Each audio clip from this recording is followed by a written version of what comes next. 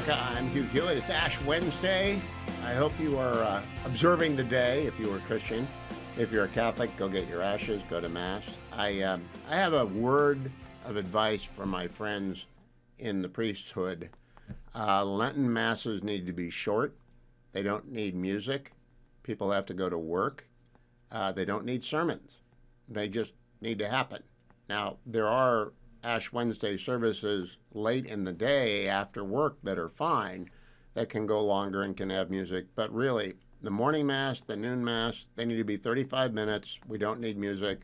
People want to go to Mass in Lent. Just let them go to Mass. It's not Sunday. And I understand a lot of people are in the liturgical music business and they want to perform for the Lord and for the congregation, but that's not the way to do Lent.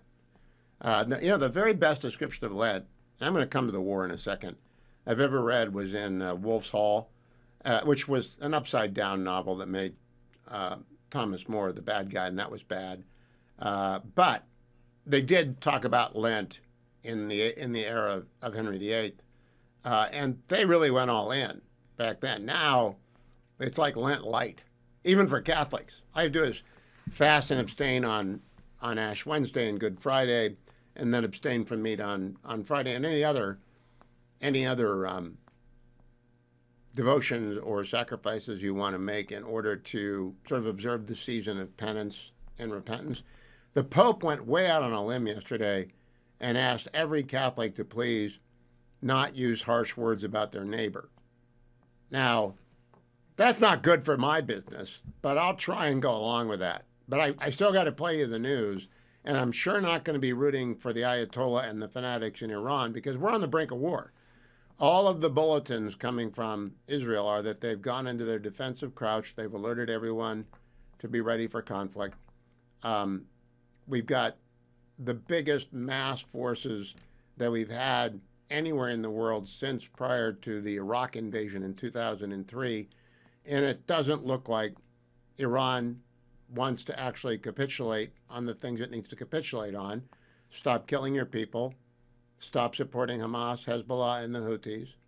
Stop building missiles and, in fact, disarm, and abandon attempts to enrich and rebuild your obliterated nuclear program.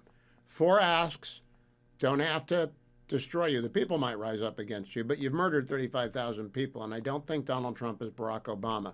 Right on schedule, by the way, Ben Rhodes, the Metternich of MS Now and the architect of the echo chamber, posted 18 minutes ago, no legal basis and no debate in Congress about what could be a major war with no clear sense of what the objective is or what comes next. Kind of like Libya in 2011. Do you remember that? The NATO operation that went on months and months, took out Gaddafi, though Gaddafi was not making war on his neighbors. He was a repressive dictator. He was bad for the world, and NATO went in, didn't have a plan. There's still a civil war going on there, but there was no congressional authorization, or maybe Bill Clinton supporting the war in Serbia with General Wes Clark in charge of it in 1999. That went on for 78 days, air campaign. So, look, there's one standard, which is the president gets to order it if he wants to, and Congress can cut off the money if they want to. Congress isn't going to cut off the money. Congress wants this to happen. Left-wing nutters who envision some kind of nirvana with Iran, the Rhodes people, they've been wrong. They've been wrong since President Obama came up with it. Would have been great if he'd been asked that on Friday night, but he wasn't. And he's not getting tough questions like J.D. Vance did on Monday from Martha McCallum. Here is the vice president talking to Martha on yesterday, actually, Tuesday, cut number 1. Well, I'm obviously not going to make any announcements today. I think the president has a lot of options. We do have a very powerful military. The president's shown a willingness to use it.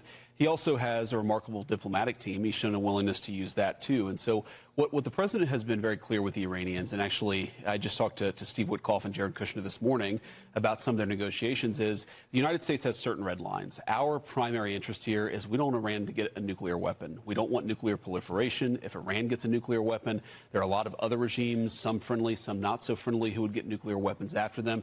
That would be a disaster for the American people, because then you have these crazy regimes all over the world with the most dangerous weapons in the world. And that's one of the things the president has said he's going to prevent. event.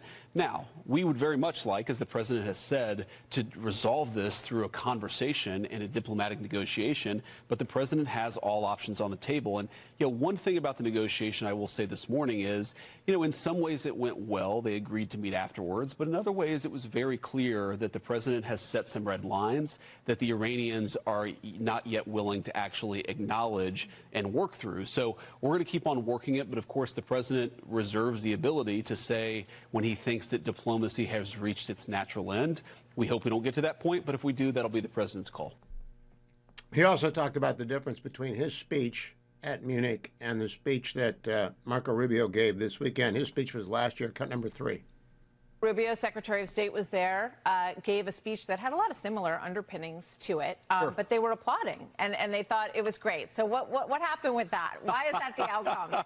Well, I heard somebody say that I was the bad cop so that Marco could be a good cop. Okay. I mean, he gave a great speech, but he drove home, I think, a very important point that the Europeans have largely forgotten, or at least had largely forgotten over the past year, is that the reason why the president or Marco or me talk about borders, the reason why we talk about them spending more on their own security, the reason that we talk about them more becoming a vibrant economy again, is that we want Europe to thrive and we want Europe to succeed. The problem that we have with Europe is not that we don't like Europe, even though you hear that from the European press. It's not that we don't respect our allies. It's that they are doing a lot of things to sabotage themselves. We would like that to stop. We would like them to be an ally in the true sense of the word. And here's what the vice president had to say about AOC distinguishing herself in Munich, cut number 4. Martha, you bring me on your show and you show me the most uncomfortable 20 seconds of television I've ever seen. My takeaway from that... What happened there? What do you think? Well, I think it's a person who doesn't know what she actually thinks. And I've seen this way too much in Washington with politicians where they are given lines, and when you ask them to go outside the lines they were given, they completely fall apart because, look, does anybody really believe that AOC has very thoughtful ideas about the global Mr. world Vice President, order? but you're getting close to the Pope's Lent line, so we'll leave it there. And then the vice president on the former President Obama, cut number 5. Well, I think the president will do what he thinks is in the best interest of the American people. I think he's shown very clearly that he is not Barack Obama.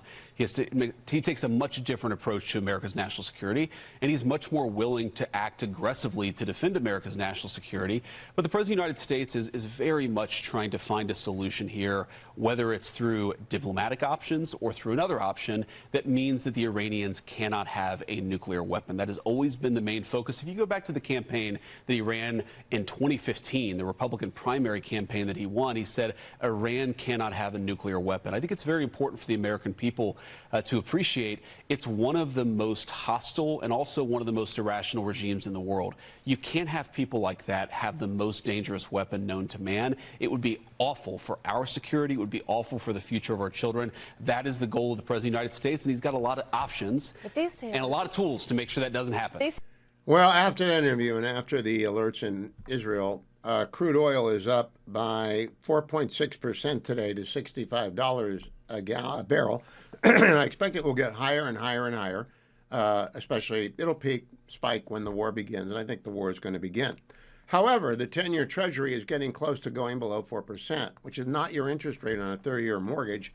A 30-year mortgage has got to tack on 1.5 to 2 points. So it's probably around 6% right now. Find out from andrewandtodd.com. 888-888-1172. 888-888-1172. My friends, you don't have to stop buying your house because there's a war we're going to break out. We're going to win it. You don't have to worry. By the way, if you're a veteran, you don't have to put any money down. andrewandtodd.com. Handle those. If you're a first-time home buyer and you're confused, why are rates going down when a war is imminent? Ask andrewandtodd.com, because money is rushing into the United States to the 30-year Treasury, driving down the cost of the 30-year Treasury and the 10-year Treasury. And the 10-year Treasury is on which the number on which most 30-year mortgages are based, with a couple of extra points added on. So it's a good time to be buying a house right now. Get pre-qualified. Get, in fact, a letter of approval from andrewandtodd.com. They're with Union Home Mortgage. They are a bank. They actually make the decision to underwrite your loan. So don't go to a middleman. Don't go to anybody else. Go to andrewandtodd.com, 888-888-1172.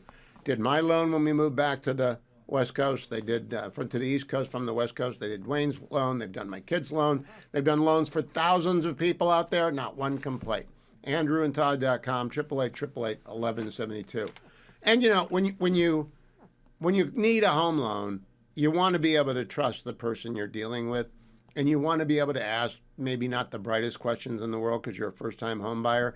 That's AndrewandTodd.com. They're not going to throw shade at you because you don't know what you're doing. They're going to help you. So start today. AndrewandTodd.com, 888-888-1172, and come right back.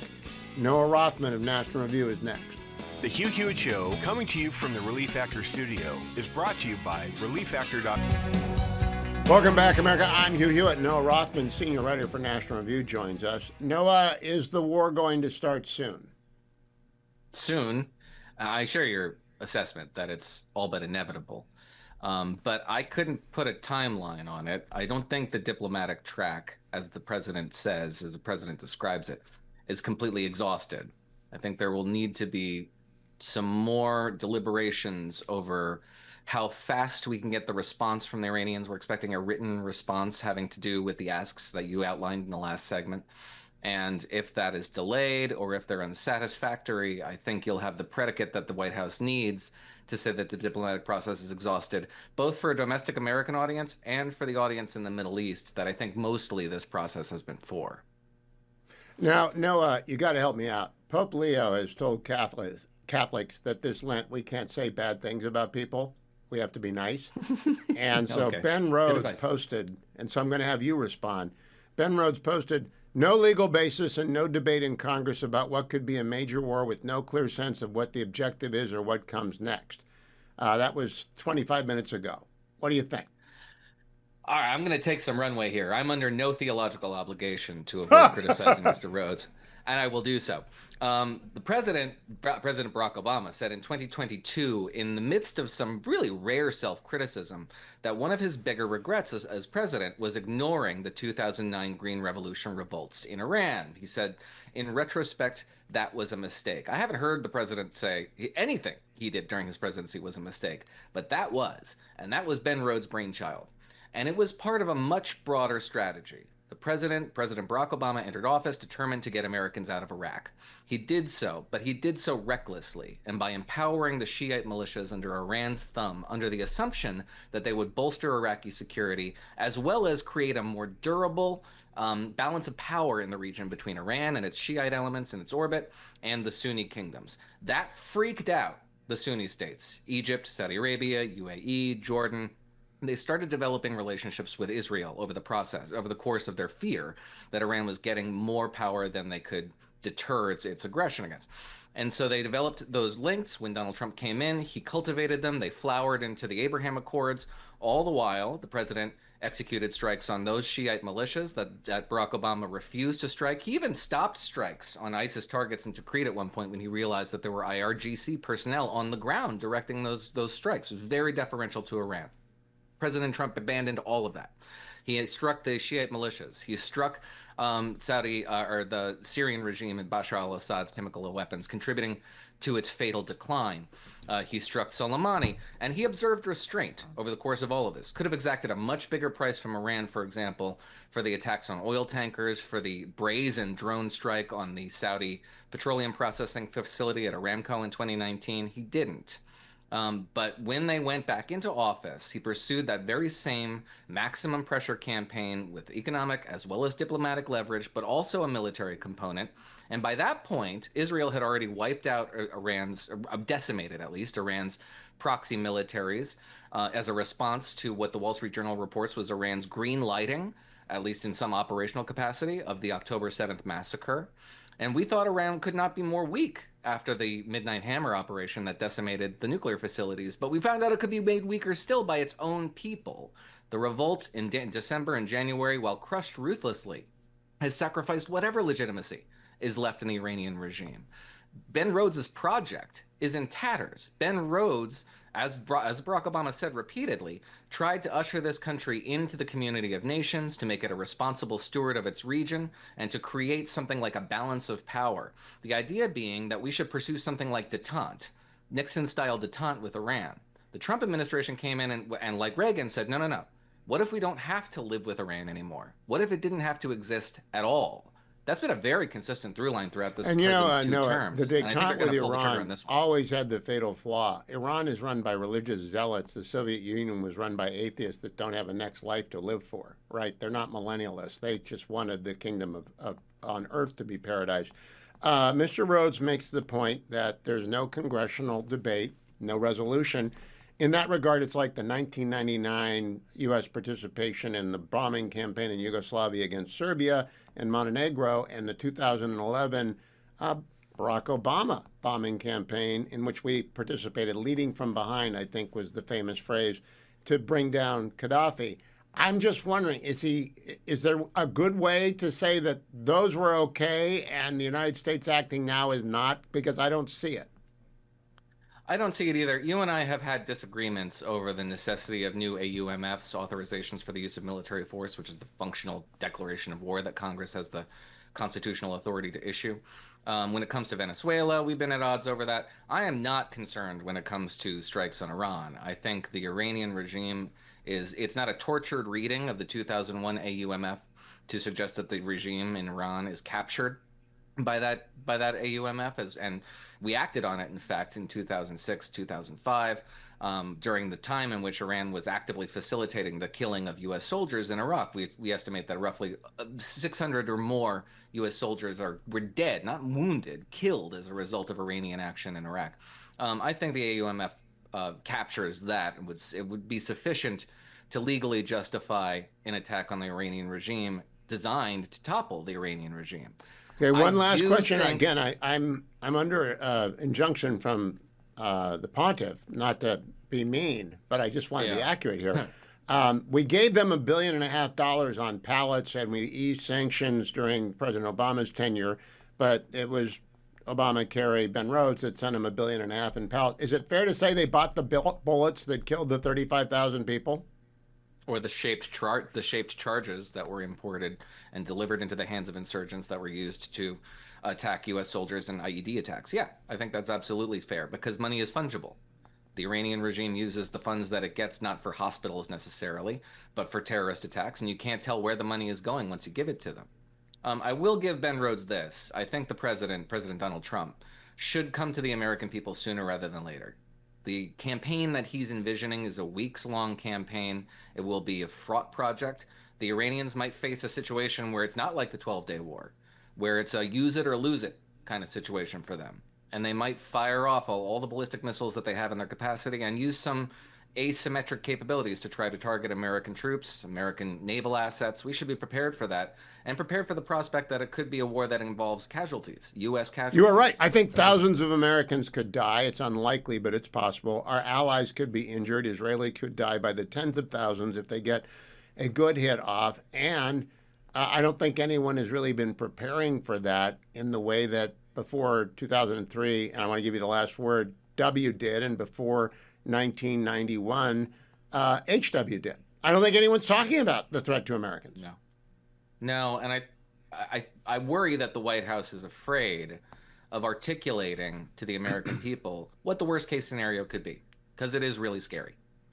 But this is a national project that deserves to be pursued, and the argument for taking out this regime, the most malignant force on the planet Earth, which has been at war with the United States for 50 years, which has killed Americans and will continue to kill Americans, and is possessed of a suicidally millenarian outlook in which the members of this regime, the clerisy, do not care if they invite something like a Gotterdammer Rome in a real catastrophic conflict with the West. This is a necessary project. It's necessary for Donald Trump to pursue what he started in 2016 and 2017. And I think the American people would be on board with him, but Donald Trump has to ask the American public to join him in this project, because it is a national project. Said, Noah Rothman, and I thank you for keeping me inside my Lenten red lines. Thank you very much. I'll be right back, America. Stay tuned. Welcome back, America. I'm Hugh Hewitt. I'm joined now by Mary Katharine Ham, host of Getting Hammered, with her co-host, Victorino Mattis. I listened to it today, but before we get into that, Mary Katharine, would you update people on what you're doing for America 250? Yes, I am doing daily or near daily readings of primary documents from or by to or from founders so that I can sort of keep tabs on the whole year of 1776. So I'm lining them up with each date and doing a reading on the Getting Hammered feed. So you can subscribe for all of that there, because I didn't want to get to the end of the year and realize I hadn't done anything special to honor this year outside of July 4th or whatever holiday.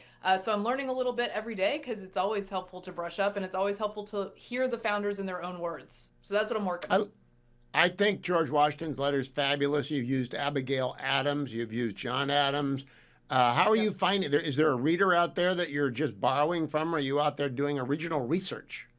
I'm doing research, but the Library of Congress is extremely helpful. That John Adams paper is extremely helpful, and I'm going to look at talking to the Mount Vernon, Monticello, and Montpelier folks and seeing if I can get access to some of these documents as I move through the year, because there are some really fantastic ones.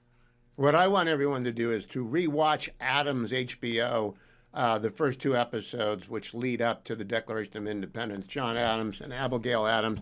That is Paul Giamatti as Adams. Maybe the equal of many television ever made. Mary Katharine, I want to turn now first to the funny part of today's Getting Hammered. Who do you look like? You know, when you walk up to you, did anyone ever tell you look like X? That's happened to me a couple of times. The first time was at the 2007 Game 4 when the Indians went up 3-1 against the Red Sox in Cleveland. I was there with my brother, Pat Wilson, and Rob Gennari. And a guy comes up and he says, "Are you Stephen King?" And that was actually horrible. I think that was terrible. But then, of course, I've had a long-running gag with Peter Kinder, former lieutenant governor of Missouri, because what do you think? Does Peter Kinder do it? I mean, I could see it a little. Yeah. So who do you get compared to? Oh, this is the thing. You have to go super flattering. And when people talk to me, they go super flattering. And but then you're stuck on the other side, which is people go, wait, you're totally not as hot as Jessica Biel, who I get compared to sometimes. Nev Campbell, another one. Oh, I've got one for you, but I got to look up her name because I can't remember it. It's an old movie star who I love a lot. And it's, come on. Audrey Hepburn. Breakfast at Tiffany's. So, do you ever get that? I don't, but that's far too kind as well, and I will take it. No, take that. I think you look like Audrey Hepburn. You have to change your hair a little bit more than you have. Now, talking about hair, my dad used to cut our hair. 3 boys, took about 15 minutes total. He had a clipper. We were buzzed. Right. Why doesn't husband just go and buzz the little boy? Okay, so I gave my son his first haircut. He's 3 years old. It was getting a little out of control. The reason is because I like to cut hair. I think it's a fun thing to learn, and my children are my guinea pigs. I will also tell you that as a child, we didn't have a lot of money, and so my dad cut all of our hair. My dad cut his own hair, and then he cut all 3 kids. I was the only girl, so guess what? And my mom had short hair. We all had the same haircut. I had short hair till I was like 8 or 9, and I finally was like, I think I'm gonna grow it out a little. So that's where the tomboy side of me probably came from, because I was when you were talking about cutting your son's hair, you were like the fetching Mrs. Hewitt 35 years ago. She did not want to cut our oldest son's hair. I think he was like a hippie until the age of 3, but he had curls, and she kept saying, I can't take the curls. And the curls. The little Prince Edward stuff, I hated it. But moms are in charge, right, when it comes to haircuts. Yeah, and the curls are irresistible. And, if you have a little boy, sometimes that might be the only time in their life that they'll have those little curls and that long hair. You get a little leeway at the beginning, so you take it. I do want to, we'll come back and talk about the war on the serious side with Mary Katharine after this, but I do want to ask you the Peking duck place, isn't it Peking duck, or is it Peking gourmet that you guys were talking about? It's Peking gourmet, but we were specifically referencing the duck, which is fantastic. You know what was not fair about that episode? It's Ash Wednesday, Mary Katharine. So listening to you two talk about Chinese food, it's not even fair. And you taped it on Fat Tuesday, but it drops on Ash Wednesday. So you guys could go get your Chai Kong food last night, and we can't do it till tomorrow. It's not really very nice. That's a very smart programming note. I'm going to put that down for future Fat Tuesday programming, that we need to make sure we're on schedule. Do the Protestants do anything on Ash Wednesday like the Catholics do? Not really, but I do sometimes observe Lent because I think it's healthy to meditate and to pray about what Easter means as it's upcoming. So I will do some special Bible studies and work on. Well, when we come back, I'll tell you how the Pope has screwed up my Lent already. Don't go anywhere, America. Mary Katharine will be back for a second segment, except go like and follow Getting Hammered with Vic and Mary Katharine. Welcome back, Mary Katharine Ham. I'm Hugh Hewitt. Don't go anywhere, America, because she is back. Mary Katharine, the Pope yesterday posted this to Catholics around the world. I would like to invite you to a very practical and frequently underappreciated form of abstinence, that of refraining from words that offend and hurt our neighbor. That's very, very untimely for me because Ben Rhodes has entered the room and is tutting us about not having congressional authorization for striking Iran. So what's your response to Mr. Rhodes, given the 2011 war against Libya that had no authorization, the 1999 war against Yugoslavia, Serbia that had no authorization, and a number of other? I mean, how do you answer Ben? He's the Metternich of MS Now. He's also just not a reliable narrator. This is the architect of tricking us and the whole media and enlisting them to lie about the JCPOA for all these years. Sure, he wants another JCPOA, even though it doesn't do what it was advertised as doing when he was running his communication strategy about that with the American media. Although I could give you my AOC answer, which is, I think that this is such a, I think that this is a long time policy of the U.S. That's my other answer. I'm not allowed to say that. The Pope told me I'm not. It would be mean to AOC. How am I going to do this job for 40 days? I don't know. I feel like you want to just narrow that funnel to hurtful words is just like cuss words, and then you did get say some more neighbor, but that's it just might mean my actual physical neighbors, right? I always wave at them, go. So it could be that. Let's go to the very serious question. I think we're on the cusp of a very big battle, if not a war. Do you agree with me? It feels that way for sure, and like you and I have talked about, I think Trump would like to preserve his threat credibility, which I think he, told everyone that there was going to be something happening here. I have no doubt that we're doing something behind the scenes as well. My only hesitation to say that things are well underway is that they've been very, very secret about things that have happened in the past with Maduro and with the B-2 bomber strikes on Iran in the past. And this one seems a little louder and a little bit more noticeable what they're up to. So I'm not sure if we're being tricked a little bit.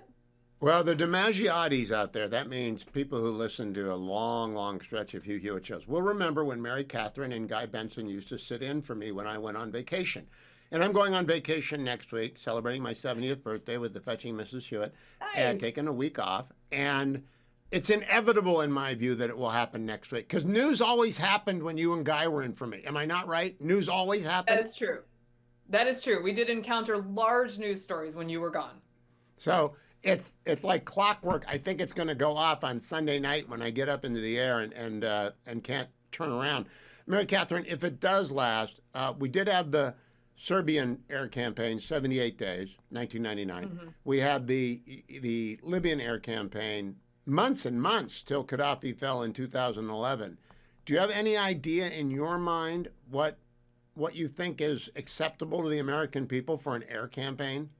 Provided that there is no mass casualty event with the American troops. I think it has to be relatively short and it has to be well explained what is happening. If you don't make a sustained comms campaign for the thing that you're doing, I think people can get antsy pretty quickly within a week or two, I would say. And that will change if you show leadership and you tell them why you're doing what you're doing. But I think they have a lot of concerns on the ground about their own lives. And if you're not making clear why risks are being taken and why things are happening and why we're using force, then they will not accept that for very long. The beauty of the bombing in Iran and in 2003 and after 9/11, W stepped up, but he had a lot of good communicators. He had Secretary Rumsfeld almost every day at the Pentagon, Chairman of the Joint Chiefs Myers, under Chairman or Deputy Chairman Peter Pace. They had a lot of good people talking around the clock. Dick Cheney did some interviews. Who's going to be President Trump is not great on long-form addresses explaining stuff. The vice president is. Do you expect JD to take the lead on this? I think he will do some of it, but honestly, I would imagine that Rubio is doing a lot of it as well. And the two of them can be very clear about what's happening. And I hope they are speaking frequently about it, because that is what's required when you are putting forces in some harm's way, even if it's minimal, and you have to make your pitch to the American people so that they stay behind you on it. So I want to close by talking about the talking filibuster, Mary Katharine. I don't want you to be drawn into this unnecessarily, but Kim Strassel and I think it's the worst idea ever because we know something about the Senate rules. Mike Lee says, no, we're not going to do the nuclear option. This can be done on existing precedent. If that's the case, then Kim Strassel laid out how it becomes a nightmare and a quagmire for the Republicans. Are you on either side of this debate yet? I am on the more cautious side of the debate. I get worried very much about taking out these pillars that sort of allow things to be more deliberative, because the second that things are not deliberative, and I know that the Senate can be a pain, but the second that it's not a pain anymore and things are sailing through there, I'm not going to be happy. I don't want a bunch of things passed very quickly. You see, that is the essence of being a conservative. Government cannot do a lot of good. All they can really do is defend the country and build highways. That's all they can effectively do. Everything else ought to be just money to the states and let the states do it. I don't want the Senate reforming everything that it wants to reform. And there might be some rules for federal elections, but this one is probably not even constitutional. Have you studied the SAVE Act? Yeah, and I have concerns about it as well, even though the goal of it sounds great. But I am unsure of the mechanism and the way of doing that from the federal government down. Even though it's a very popular idea. Okay, last question, because you have the crystal ball for the Getting Hammered podcast. Is Justice Alito going to retire? Oh, let's just say yes. All right, that's what the little black 8 ball, because I'm with you. I think he's going to step down. How about Justice Thomas? I don't think Thomas. We are in agreement. That's why Mary Katharine was that. a great guest host in the days when she could guest host with Guy Benson, and it would provoke news. Next week it's Kurt Schlichter. At least you'll have a colonel who can explain what they're doing. MK right. Hammer on X. Follow and like Getting Hammered. Make sure that you follow Getting Hammered, because you'll also get not only Vic and Mary Katharine, you will get the America 250 series from Mary Katharine as she reads from the framers and the founders important bits of American history 250 years down the road. Stay tuned, America. I'm Hugh Hewitt. Welcome back, America. I'm Hugh Hewitt. I want to tell you about Consumer Cellular because I want you to save some money today. ConsumerCellular.com/Hugh. Go there, check it out, get your phone bill out first, or call 1-800-411-4454, 1-800-411-4454. You can switch your cellular and save money without sacrificing service. That's because Consumer Cellular uses the very same towers as the major carriers use. Make the switch today. Get $25 off at ConsumerCellular.com/Hugh. And if you are over 50 only, you can get one line of unlimited talk, text, and data for $35 a month, plus an additional $5 off per month for the first 5 months that you've made the switch when you visit ConsumerCellular.com/Hugh. Use my promo code HUGH25. Consumer Cellular ranks #1 for network coverage and customer satisfaction according to ACSI.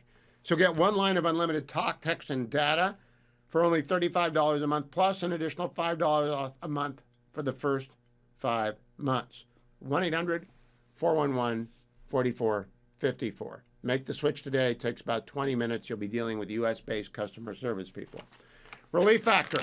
Time for my Relief Factor. I did not go up the Implacable Hill today because I had to go to, I didn't have to. Wednesday Mass and Ashes is an observance. It's not a holy day of obligation. It's a day of fasting and abstinence. I think it applies to me, even though I'm not yet 70.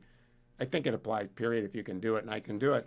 But I take my Relief Factor anyway, because it's a lot of up, down today. We had a lot of up, down today. And I was watching some of the older folks in the church, and they have trouble getting up, down for kneeling.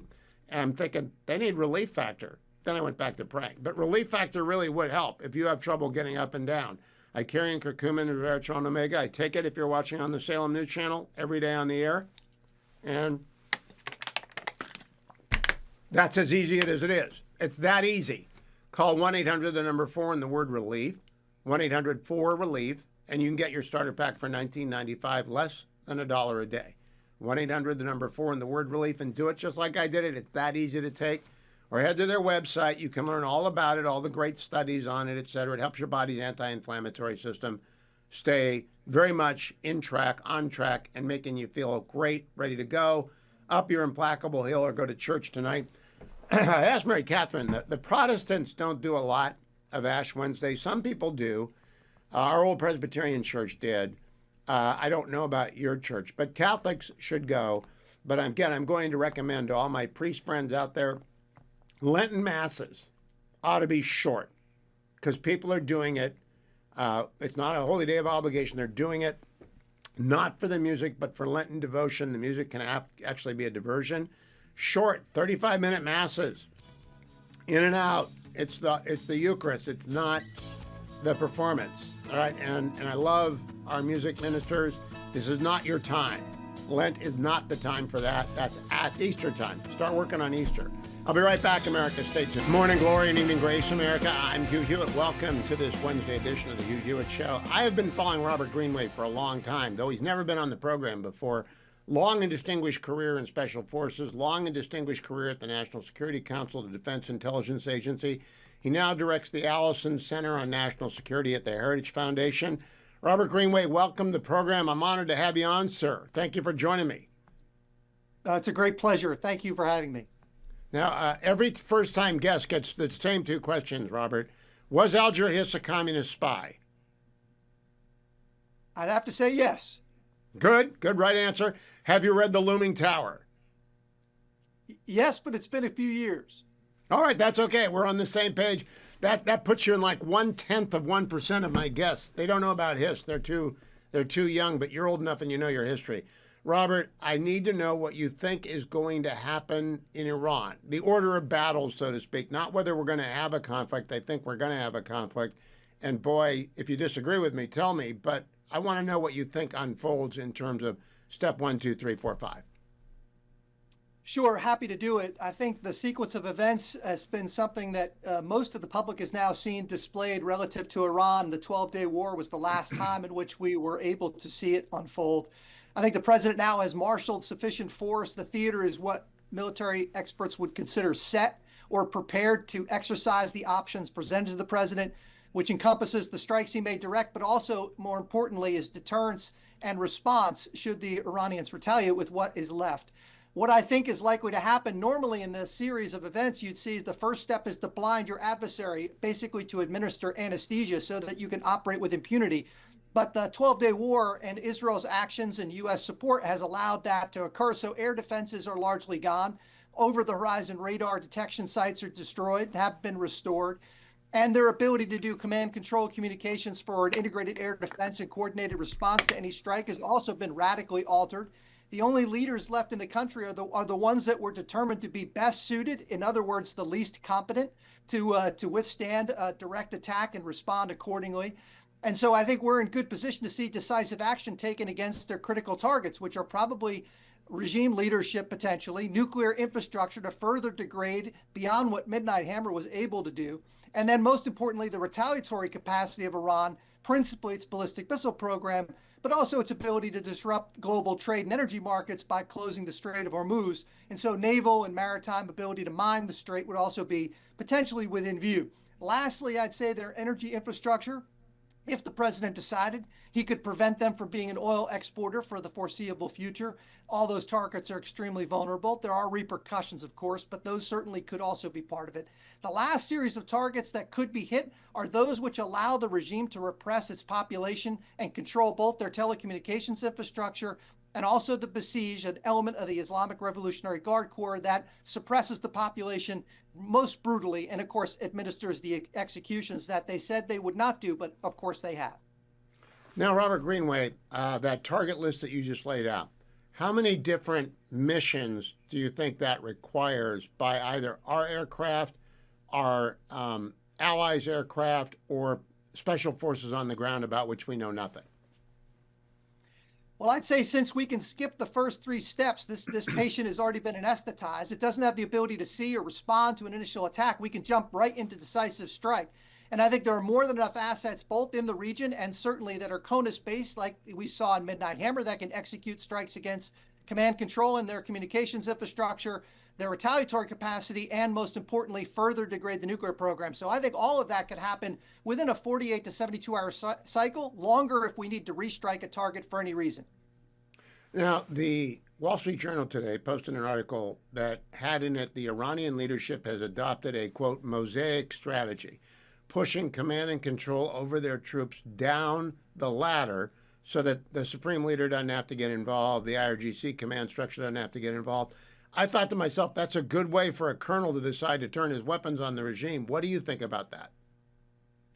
Well, I think it's an interesting idea, but I don't think it works in their system. It's not built to do it. And I don't think anyone in their system feels the ability or latitude to take decisions. But most importantly, they don't have the capacity to do it, with the exception of the ballistic missile program and to a slighter extent for closer targets in the region, their UAV and drone program. So that's the IRGC's aerospace force. They might alone have the ability to launch a retaliatory strike of any consequence, but I'm not sure any of them have the latitude to do it. And again, most of their competent leaders were killed during the 12-day war, including their head, a man by the name of Ali Hassanjani. So I think we're in good shape there, and I don't think the Mosaic Plan constitutes a threat to the United States. But by pushing it down, I'll make a second run at this. I wasn't good at explaining what I was thinking. Do you remember when the private army turned on Moscow and began marching towards Moscow? And he's now dead, but he didn't carry through with it. By the Mosaic strategy, are they empowering their local leaders to possibly turn on the Ayatollahs? Well, I think it's certainly a possibility. I also think that the stress that the regime is under, and certainly the protests we've seen from the Iranian citizens responding to 40 plus years of repression, has created, I think, a situation where local forces have to make a decision. Unfortunately, the preponderance of power is held within the Islamic Revolutionary Guard Corps, not the armed forces itself. I think they are very unlikely to turn on the regime in its current form. They might substitute the current leader for someone more pliable and someone more hardline than Khamenei is, believe it or not. But I don't think the possibility of the broader armed forces turning against the regime is either likely or necessarily consequential. The most likely scenarios involve removing the capacity of the IRGC to repress the population. That may be among the strikes the United States takes. Now, Robert Greenway, our allies are very nervous, not just Israel, but our Gulf allies, especially Qatar. They're the closest, and the short-range missile fusillade can reach them. Would the Iranians be that stupid? Because that's a regional war that brings in everyone against the one. Well, they're not famous for the best decisions, and so I don't know that we can count on. I don't know if we can count on rationality. They're afraid, I think, but perhaps less so because, again, during the 12-day war, there was sufficient deterrence capacity in the United States. And certainly President Trump has demonstrated the will that had been previously lacking in other U.S. administrations. I think it's unlikely the Iranians are going to escalate to that point. However, it is possible for them to do so. It's also why we've seen a massive flow of air defense assets into the region to add what was already there. So I think our defensive capacity is sufficient. I think the Iranians are less likely to escalate because it would be complete annihilation. And I think the assets are in place to defend appropriately. I think our allies are a little less concerned than they might have been, say, 6 months ago. Now, the 1999 campaign against Serbia or Yugoslavia and Montenegro was 78 days of bombing before Serbia threw in the cards. It took months in 2011 to get Gaddafi to collapse. How are we looking for regime collapse here? Are we on that scale of an attack? Well, I think it would take a lot less to bring this regime to collapse because it is, as we've exposed in the last year or so, and Israel certainly is exposed, it is a house of cards. It is economies in tatters. Its internal infrastructure is absolutely negligible. Its military capacity was a paper tiger, and all of that was proven and demonstrated. And so there's very little, I think, effort required to get them to the point of internal instability. So I think the president's options encompass a broad range of targets that could really relinquish the capacity of the supreme leader and those loyal to him to repress the population. The question, of course, then becomes what is the substitute if they do in fact collapse, knowing that it wouldn't take much to bring them to that point. And that, of course, is the question that everyone asks and no one, frankly, can answer. But I do think that their ability to threaten the neighborhood, to threaten the United States is radically diminished. And if they were to have new leadership, it would be substantially diminished beyond that. And I think that opens a broad vista on the horizon for really a new Middle East we've not seen in generations. Do you worry about their ability to attack U.S. naval assets or stationary bases, or even something like al-Assad, which they hit after Soleimani was killed? They did fire ballistic missiles, which did hit the base we had evacuated, but it has a GPS, so they were able to hit it. Are you worried about that? It's always a concern. They've got somewhere between 2,000 and 3,000 ballistic missiles, medium range and longer, that can range our infrastructure in the region, and certainly they can range Israel and our partners and allies. So it is a concern. However, I would say that their capacity is significantly limited. Our ability to detect and intercept is exceptional, and our capacity has been significantly increased by the flow of forces into the region to get the theater set. And I think our capacity to destroy the remaining infrastructure with Israel's support and assistance, I think, is equally high. So I think sequenced properly, I think we can diminish the threat to the point where it no longer constitutes a grave risk to our infrastructure. Don't go anywhere, America. Robert Greenway is coming back. We're going to talk about, I know all of you always ask me after I do one of these, what about the Iranian submarines? I'll ask him. What about the Straits of Hormuz? I'll ask him. I'll ask him about the Shiite militias in Iraq as well, which answer to Iran. We'll talk about the Houthis. We'll talk about Hezbollah. He knows it all. This guy's actually, go read his, I posted his resume.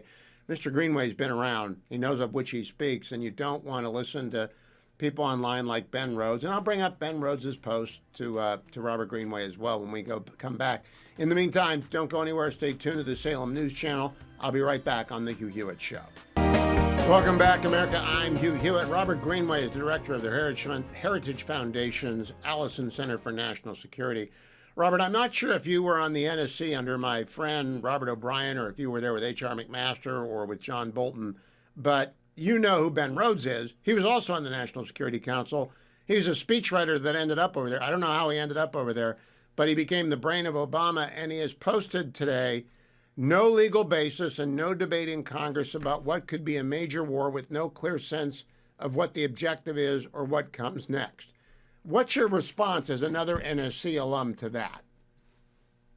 Well, first, I did have the pleasure of serving under all three national security advisors that you mentioned, and it was a privilege to do it. My response to, Ben Rhodes, I think, is the only broken clock that is not right twice a day, which I guess serves a purpose. And in this case, again, completely wrong. And that, I think the president has made it abundantly clear. And in fact, he's done what President Obama, Ben's boss, did not do, and that's document what his objectives are. And so you can see remarkable clarity in the first Trump administration with NSPM 11, and the same directive, the same guidance and policy objective was promulgated in the first week of the second Trump administration, and it is exactly the same policy objective. So he couldn't be more wrong, and of course he's probably not paying close attention to what's happening. I think he just doesn't like seeing President Trump succeed where his boss failed.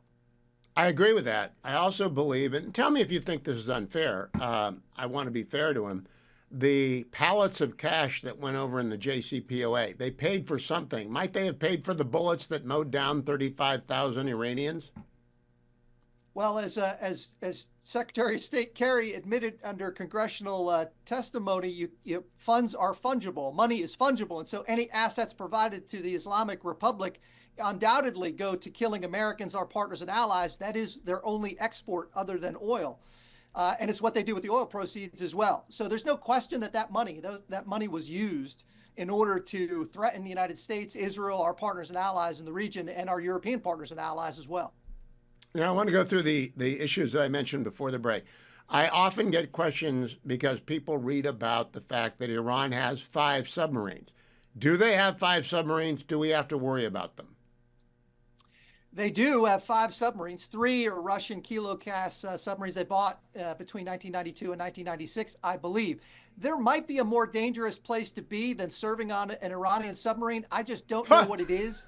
And I don't think that we have anything to worry about from the submarines or the Iranian Navy. So I would discard that as a viable threat. It doesn't constitute one, and I wouldn't counsel anyone to be concerned. All right, let's talk about the Shiite militias inside of Iraq, and there may be some left in Syria. I don't know. Do you? Yes, they have two different groups, the Zanabayun and the Fatamiyun, both recruited outside of Syria to be employed there and work with Lebanese Hezbollah, who did a lot of the heavy lifting for the Islamic Republic in Syria and elsewhere. And I think there are residual elements that are there, but I don't know how grave a threat they constitute now. In terms of the Hashd al-Shabi, or the private military corporation, essentially, that exists inside of Iraq, that is the largest Shiite militia now in the region and in the Islamic Republic's greatest threat to the United States. However, their inability to provide consistent resources and their diminished role in the region has made them a little bit more autonomous. Still a grave threat, but probably less likely to respond to demands. They also, though, have been providing manpower to suppress the internal population and protests inside of Iran to a certain extent. So they do have loyal followers. It is the largest armed group inside of Iraq, exceeding the regular military by a significant margin, and a threat certainly to our infrastructure, even though President Trump has reduced our presence in the region and limited our exposure. Do you worry about American troops based in Iraq to the extent that they were vulnerable in 2020 when Soleimani was killed? They got off of the base, they scattered into the desert, but some were nevertheless injured by those ballistic missiles. Do we have to worry about the Shiite militias and the ballistic missiles in Iraq? We do. I think both are a concern. But as I said before, I think our ability to detect and respond to the missile threat and to retaliate and, in fact, to degrade it before they can employ it, I think is pretty significant. The militias, on the other hand, are a little bit more of a challenge. However, I think under the circumstances, they don't judge that Iran will come to their aid and assistance as they once did. And I think they're very unlikely to poke a fight with the United States. And the country itself and its leadership ultimately is completely dependent upon the United States, still receives U.S. dollars almost monthly in order to keep the economy afloat. And if that were suspended or withdrawn, the country would be in a virtual collapse. So I don't think anyone wants that to happen. So I suspect they'll be measured in their response and less likely to respond on behalf of Tehran. So, Robert Greenway, what is the ladder of escalation available to Israel should they repeat the 12-day war experience, but this time hit a city block with one of their heavy ICBMs or Dimona or something else that's sensitive? What's Israel's ladder of escalation beyond hitting them again the way they hit them, I assume, the first day of the war? That's a great question and an important one, because I think that the possibility that that will occur is pretty significant.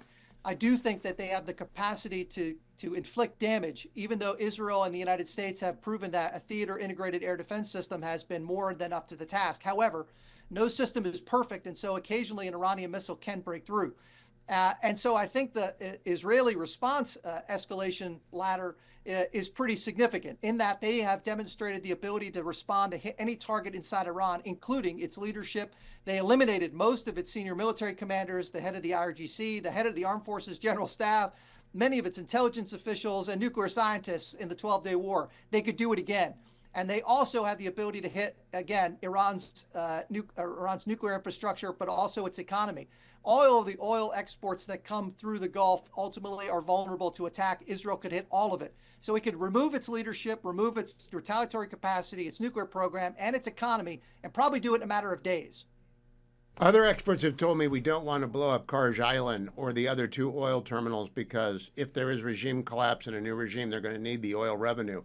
But I have to think if they killed a significant number of Israelis, those islands are no more. Do you agree?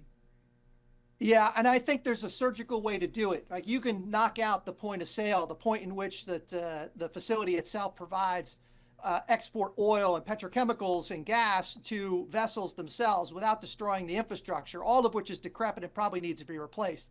But the point is valid in that if there is a change in leadership, you'd want the ability to pay for it by exporting oil and controlling it. And so you don't want to do too much damage to the infrastructure. You also don't want to destabilize energy markets, although President Trump deserves a lot more credit for stabilizing it and getting prices down, which is an enormous benefit to Americans.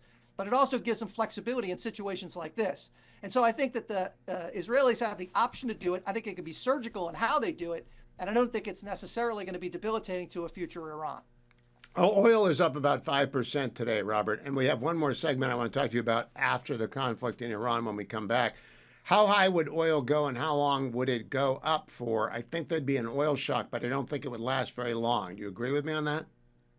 I think that's right because the market's exceptionally well supplied, which is why I think prices are down. I think the anticipation of a potential act is likely responsible for the increase we've seen, of course. But I agree with you in that I don't think it'll be sustained, and I don't think it'll really get anywhere near $75 a barrel, depending on the scope and scale of strikes. Like, Iran's just not capable of entering into a conflict. They're just unable to do it. And so I don't think it'll be prolonged.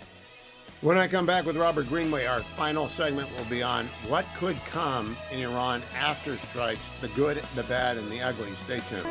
Welcome back, America. I'm Hugh Hewitt with Robert Greenway. He is the director of the Allison Center for National Security at the Heritage Foundation, veteran of DIA, veteran of National Security Council, veteran of Special Forces. I didn't ask you, Robert, because I doubt you would tell me if you knew, but do you think Special Forces will be involved in this in any way, either for the Israeli side or for our side? Well, I think it's possible in a couple different roles. I don't know that I'd say that it's necessary for it to happen. You'd only really want to put people on the ground and accept that risk if there was something that you wanted extracted of high value, or if you wanted to control beyond the normal circumstances. Again, I don't know that the necessity is there in either case. Although it was alleged, of course, that the Israeli forces, special forces, did put personnel on the ground during the 12-day war. I don't know that that's in fact true. And again, I think the argument is pretty small. All right, let's go then to the landscape in Iran after the conflict. And I will assume for the sake of that there's a shakeup in their leadership and massive damage to their missile deterrence and to the IRGC means of repression, but they're not gone. Does there exist enough will, in your view, for the people to do again what they did in January and December of this year and last year? It is a great question. I think the problem has always been that the population in Iran has not been willing to lay down their lives at scale. They certainly have, in the same way that the regime's suppressive capacity will. In other words, the IRGC are perfectly willing to lay down their lives and to take lives in order to retain power. And that dynamic has given them tremendous support. A lack of international support for the Iranian population has also been determinative, which is why it's refreshing to see President Trump be so vocal in support of those that have really suffered more than anyone else at the hands of this particular regime. I do think the capacity remains. I think they're looking for the opportunity to do it. And again, I think it would take more than just rhetorical, perhaps material support to get them to that point. Is there any way to get weaponry into the hands of either the Kurds in Iran or other ethnic groups in Western Iran or even into Tehran? I don't know how we do it. Well, my experience in this part of the world is that it's not difficult to get someone to shoot someone else. It's also not difficult for arms and material to be provided. In fact, the region's got all too much of both. So I don't think necessarily either are a problem, but it would take support and assistance for it to occur. But there's more than enough material to go around. And I don't think it would be terribly problematic for that to occur. But I do think it's also vital that we eliminate the regime's capacity to monitor internal and external communications. And all coordinated activity require both. And in fact, our ability to predict what goes on and what is occurring on the ground is predicated on free communications, which right now the regime, with Chinese support, has prevented. Last question has to do with what President Trump has called frequently the discombobulator that was used in Venezuela. I've asked experts, they said it wasn't an EMP. To the extent you know what it is, can we use it in Iran? Oh, I don't see any reason why any of the capabilities we develop could not be employed. I don't know that we'd have to use that particular capability similar to it in this circumstance because, again, I don't see us going in and grabbing the supreme leader and bringing him to the Southern District of New York, as interesting as that might be. And so I'm not sure that the exact capabilities would be required. But our scope and capacity and inventory far exceeds the Islamic republics, that's for sure. Robert Greenway, do you think there's stuff that we don't even know about that we might use? I know I would guess that the Ohio-class Tomahawk-carrying big subs are out there, the boomers, but is there something we just don't know about? I would hope so. We're spending now upwards of $1 trillion a year on our defense inventory and capacity. And we spent a lot and invested a lot for decades. And so certainly there are and must always be, I think, options that are available to the president across the spectrum, from the cyber to the kinetic. And I think those are available. I don't know that we'll need those kinds of niche capacities in order to do what's required in Iran, but certainly they're available to the president. And last question, how long will it take us to restock the shelves with what we use if we use it for a week to a month in Iran? Yeah, that is a really great question. We just finished a year-long simulation calculating a culmination point for the U.S. and China in a protracted conflict, and munitions stockpiles was a critical part of that. And the story is bleak. The corrective actions being taken, but insufficient right now. And all the turn times on long-range precision munitions are 12 plus months, 1 year. That's changing, but far too slowly. So I hope that we're surgical in our use. I hope that we don't have to respond and defend ourselves against a barrage of Iranian missiles. I hope we can defeat them on the ground. It's much more effective to do so. But it will take considerable time to restock if we have a protracted campaign, which I think, again, disincentivizes us from doing it. I also don't know that it's required. Robert Greenway, thank you for an abundance of time today. Always useful to talk to someone who knows what they're talking about, and that would be you, and I appreciate the time, as does the audience. Thank you very much. Come back again soon. Everyone can follow Robert on X at @R_C_Greenway, RC_Greenway on X. We'll post this, of course, on my YouTube. Welcome back, America. I'm Hugh Hewitt. So glad to have you on the program with me today. Trey Yinks of Fox News reporting from Israel this night. Cut number 11 on what's going on. Cut number 11? It's not working for us. Then let's go to Carolyn Levitt at the White House today, cut number 6.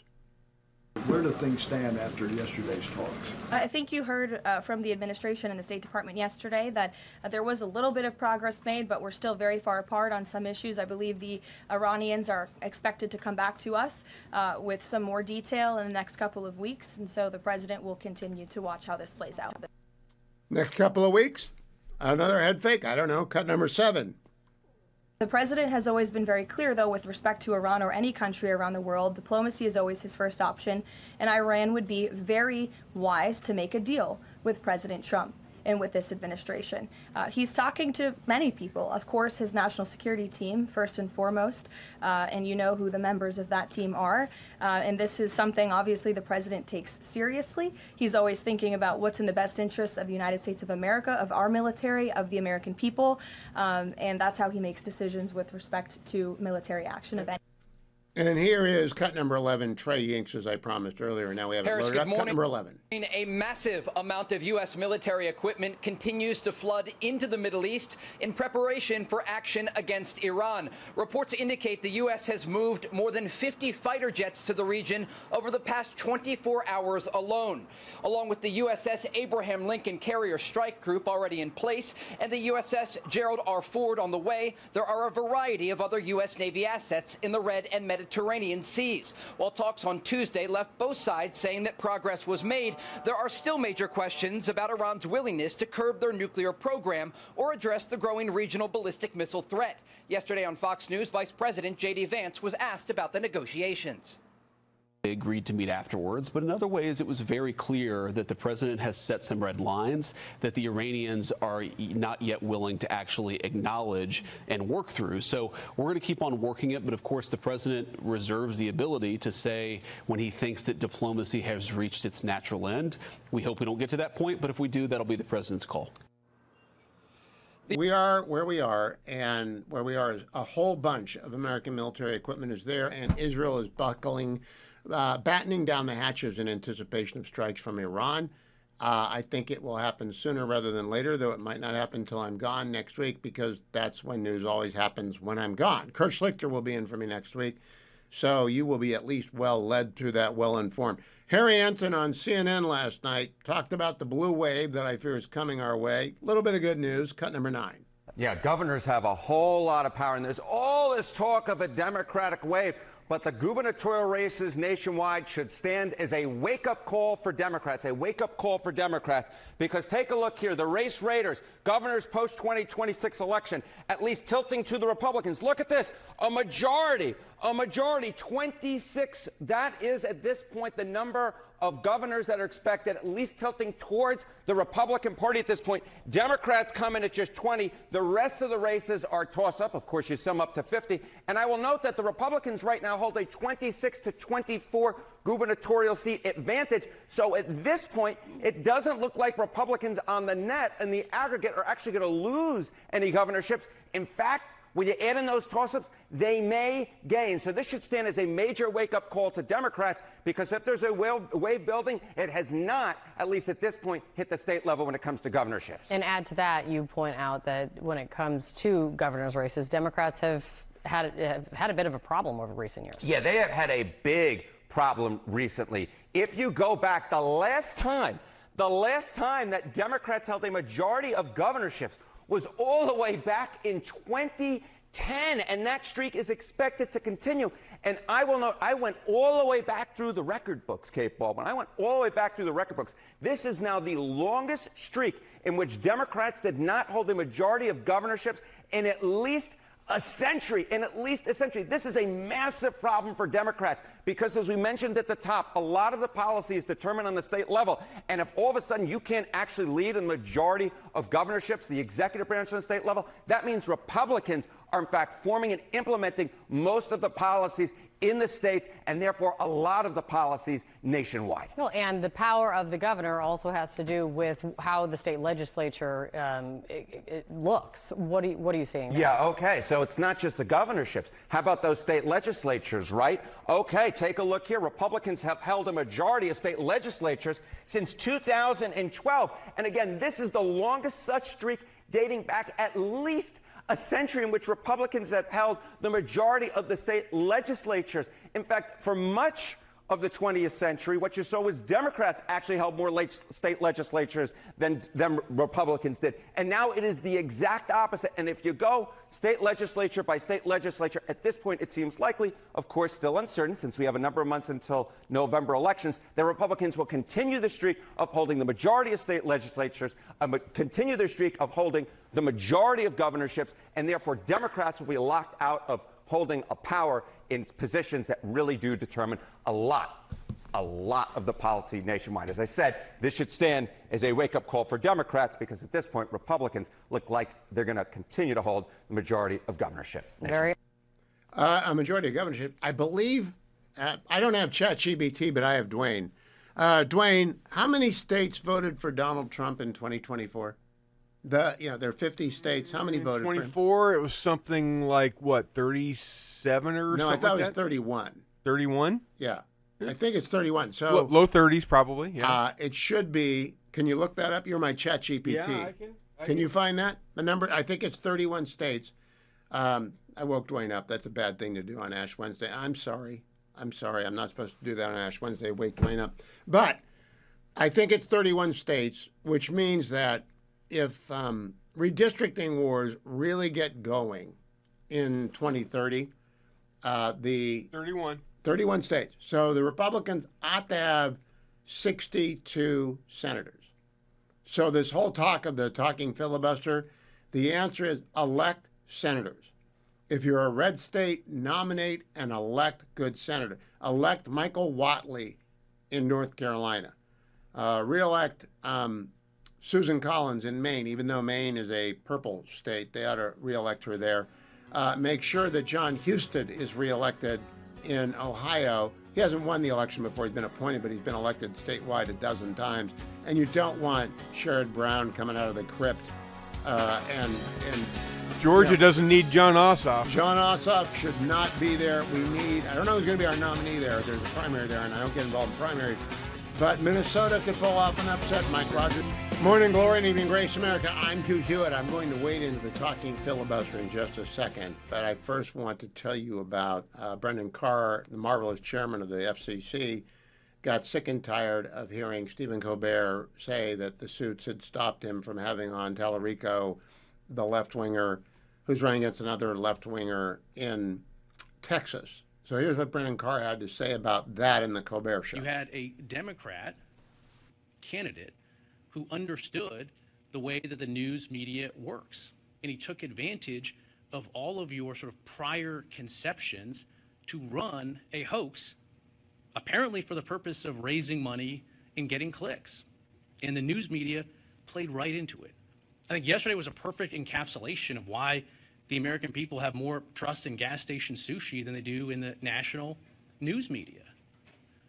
And this was very plainly an effort ginned up to get clicks and to raise money. And you guys ate it up like slop. And when it was pointed out that the facts were completely different than what the fake news media was running with, nobody did like an about face and did a fact correction. They just pivoted and moved away. And again, I think this is why the American people simply don't trust the news media anymore.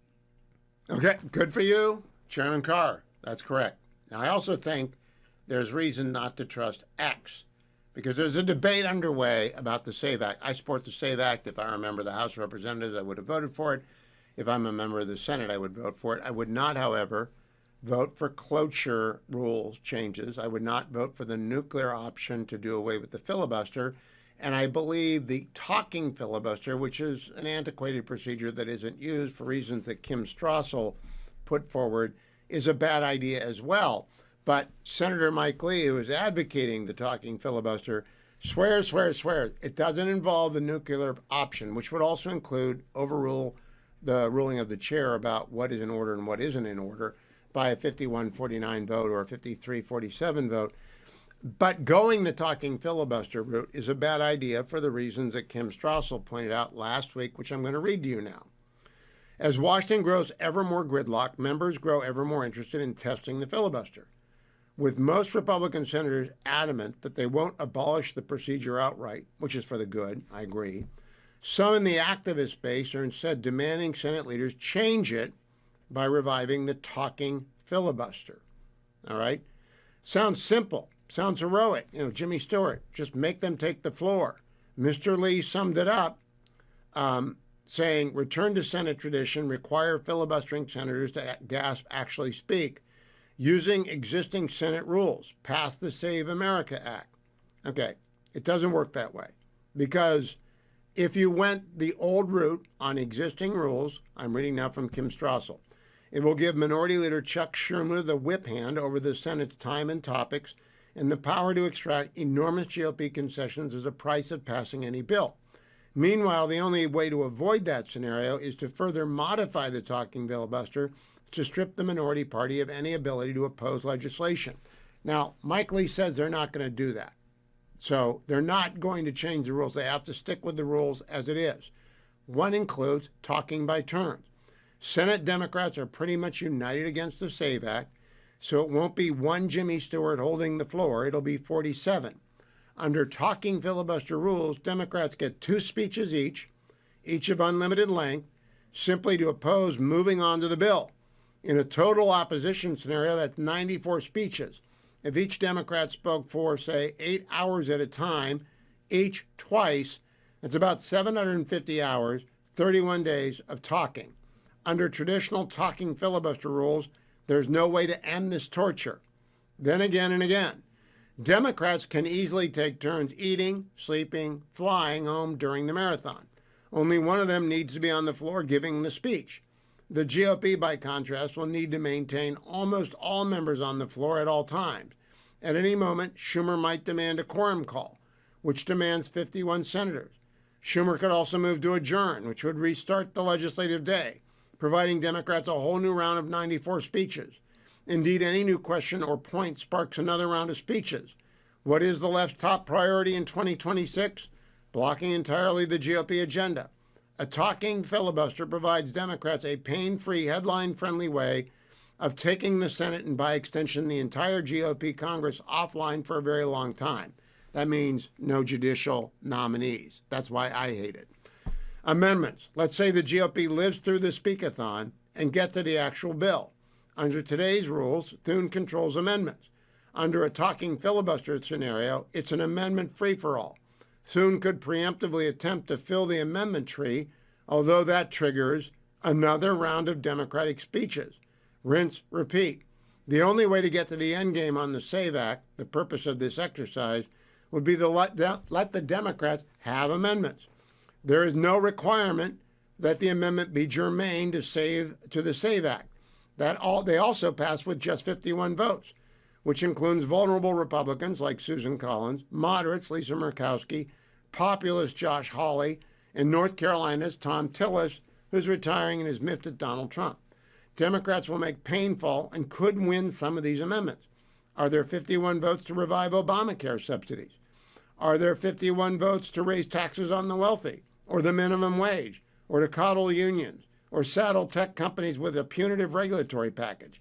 If Democrats got these wins, they might be willing to swallow the SAVE Act. Are Republicans willing to give that much for a bill that essentially repeats the existing federal prohibition on non-citizens voting in elections? Republicans, in theory, could themselves filibuster individual amendments, potentially forever. But again, that just delays a vote on their own underlying bill. Then there's nuclear option. And Mike Lee says we're not doing the nuclear option, but I'll read it anyway. Are there ways to limit Democrats' ability to inflict all this pain? Yes, without boring everyone to tears with the arcane details of point of order or concurrent and message procedures. Suffice it to say, Republicans could vote to change the rules in numerous ways that restrict the minority's ability to obstruct with a talking filibuster environment. But that would hardly be in Jimmy Stewart's spirit, now would it? More importantly, any rule change that is ultimately designed to strip the minority of its ability to block legislation is the equivalent of getting rid of the filibuster already, which is precisely why Republicans vehemently objected to Schumer's proposal years back to modify filibuster rules. Kim is right. I am right. It's a terrible idea. And Senator Lee has admitted online he won't go for the nuclear filibuster, the nuclear option to end the filibuster. So it's a terrible idea that sounds good and might raise Senator Lee some money, might raise activists some money, but it's not going anywhere. Let's instead get to the business of the Senate, confirm nominees, confirm judges, nominate judges, clear judges, try maybe for a reconciliation package, though I don't think you can hold the House together to do a reconciliation. It requires too many concessions by two. We don't have a big enough majority. So all they can do really is nominations. They can do oversight. They can maybe work together on a end to sanctuary cities combined with the Dreamers. There are a few things they might be able to get done, but they're in the middle. They're in the 40-yard line zone. It's not the SAVE Act. They don't want to pass the SAVE Act because Democrats are invested in cheating. And I know that. I wrote the book on cheating. That's in their genes. They want to cheat. I learned today, by the way, in Michigan, the state secretary of state who is running for governor conducted reviews of all of the voting rolls and all of the procedures except in Wayne County. Correct me if I'm wrong, Detroit. She doesn't want to get into Wayne County. Guess where all the potential fraud occurs in Michigan? In Wayne County. So she didn't do anything in Wayne County. Democrats just love to cheat. So I love the SAVE Act. I think it's a great act. The way to get it passed is to win Senate races. So instead of all this time and money going to talking filibuster versus nuclear option, get behind Michael Whatley in North Carolina, get behind John Husted in Ohio, get behind what are the three Republicans running in Georgia to beat John Ossoff, give money to the National Republican Senatorial Committee. Stop the silly stuff. It won't work, it can't work, and the Republican conference doesn't want to do it. Senator Lee wants to do it. Nobody else wants to do it. Maybe Senator Cruz wants to do it. Thrown in with his buddy Mike Lee, that's okay. And, if the conference wants to go down that road, they'll go down that road. But the abuse online for people pointing out the obvious, we don't want to change the filibuster. I don't. The filibuster has stopped a lot more bad ideas than it has stopped good ideas. And it's not that desperate. We can win elections. All we have to do is work on turnout and point to the good economic news and win the war with Iran. So we ought to be focused on the war with Iran right now, which is not without risk to American service people. We ought to be focused in on that like a laser. I'll talk with Sarah Bedford after the break about the talking filibuster and about the war in Iran, about what is coming our way. So don't go anywhere. Don't do anything. Stay tuned here to the Salem News Channel. After I'm done, by the way, Larry Arnn. Larry Elder will be on. Maybe Larry Arn's on Larry Elder. Larry Elder will be along on the Salem News Channel on most of these radio stations as well. If you missed my conversation with Mr. Greenwood from Heritage, it's posted over at YouTube, Hugh Hewitt YouTube. While you're over there, like and subscribe. But stay tuned to the Salem News Channel. I'll be right back on the Hugh Hewitt Show. Welcome back, America. I'm Hugh Hewitt, joined now by Sarah C. Bedford of the Washington Examiner. Sarah, you're a young Catholic. I'm an old Catholic. So I go to the morning Mass on Ash Wednesday. And I've been vetching a little bit about the fact it was an hour and 15 minutes with all the music and the bells and whistles, as well as the ashes. What do you expect the Lenten Mass to be? Well, especially one in the middle of the day, a little bit shorter. You know, it's not a celebration on Ash Wednesday. It's a solemn thing. It's that getting the ashes is not a sacrament. So there are reasons to suspect that perhaps a weekday Ash Wednesday Mass should be a little bit shorter. Now, how about weekday Masses during Lent? I think they ought to be 35 minutes and no music. What do you think? Some of them are, but yeah, typically, you know, some of the weekday Masses are just as long or longer than on Sunday. But yeah, if that's like your penance to go to Mass every weekday, you'd want those to be shorter for sure. Well, I want people to go to Mass. I just think it becomes an impediment to people, working people, who can't be there for an hour and 15 minutes because the boss might give you a pass on Ash Wednesday because you're wearing the ashes, but it's not going to happen every day, is it?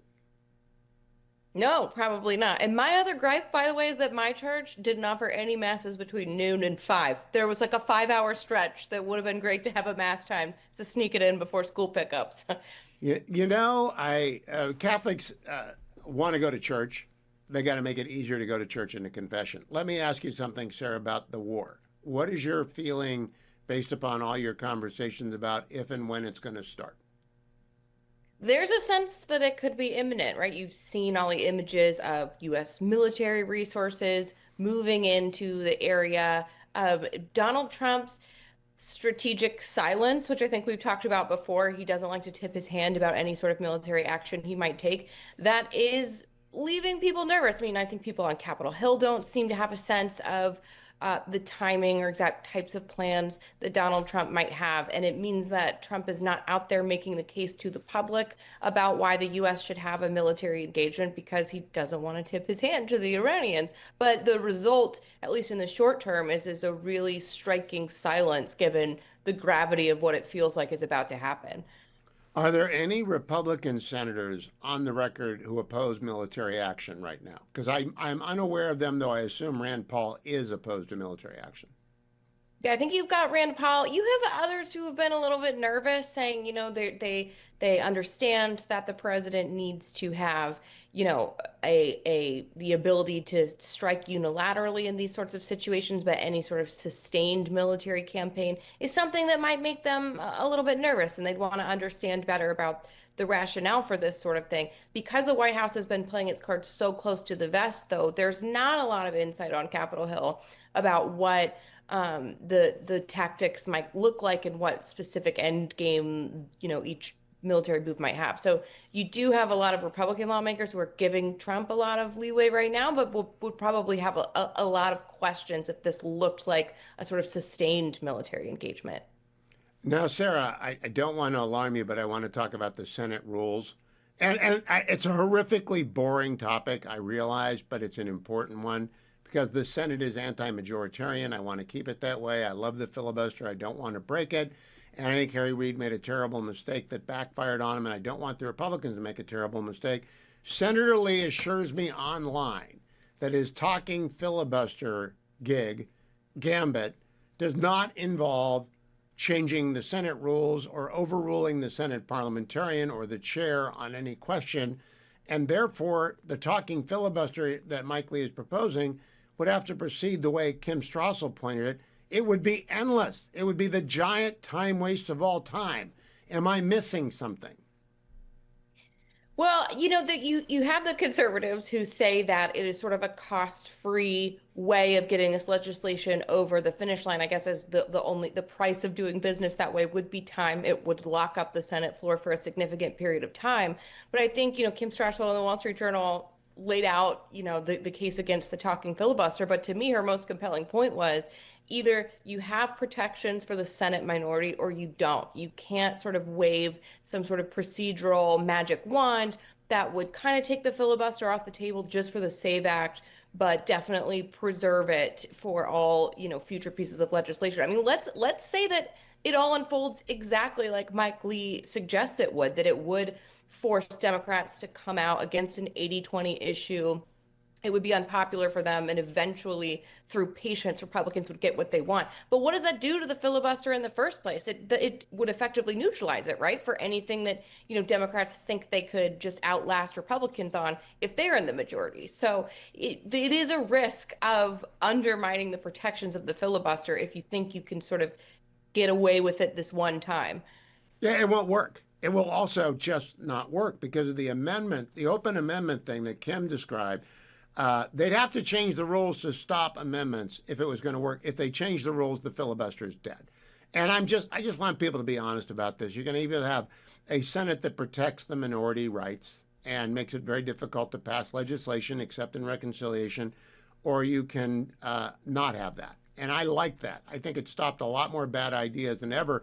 Why hasn't, if Mike Lee's idea is so great, how many Republicans support him? I saw Ted Cruz does. Anybody else? You have a lot of reluctance from Republicans for endorsing this idea, including from Thune. I mean, this is a huge can of worms that they'd be opening, even if it was successful in getting the SAVE Act passed. And even the White House is not really putting its full weight behind the SAVE Act. You don't hear a lot about the White House pushing for this. In fact, to the extent that Trump talks about his legislative agenda, it's sort of backwards looking, like, oh, thank God we got everything done that we needed to, because you never know in November. You don't hear a lot of forward-looking expectation that the SAVE Act will pass.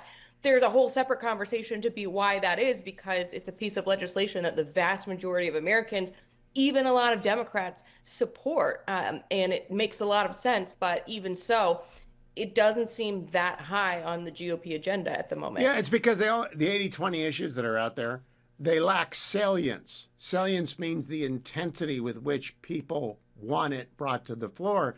Everybody nods. Like, I'd vote for the SAVE Act if I was in the Senate or the House. I'd vote for it. But it's not something I'd spend my career on because it's probably unconstitutional with the citizenship requirement for state elections. It's up to the states. Right. And so, I mean, Republicans have been going state by state and trying to get election changes that way. It's the most straightforward way of doing it. And so, I think to the extent that there's one maybe argument in favor of the talking filibuster, it's this idea that you should put Democrats on the record to say why they oppose a common sense piece of legislation that their own constituents want. But surely there's other ways Republicans could accomplish that. Oh, they'll have a vote-a-rama next year sometime. And if we get to reconciliation, there are a lot of people. The Democrats don't want the Citizenship Act. They don't want the SAVE Act. Everybody knows it. It's not worth all this time, especially on the brink of war. Sarah Bedford, I hope your mass is shorter than mine was, but I'm glad that you'll get your ashes tonight, and I appreciate you joining me this afternoon. Don't go anywhere, America. I'm coming right back. Mary Katharine Ham joined me in hour number 1. I'm going to replay it in hour 3 here so that all of you hear about her America in 250. We are celebrating our 250th birthday. MKH and gang over at Getting Hammered are doing something special. I want you to hear about it, so stay tuned to The Hugh Hewitt Show.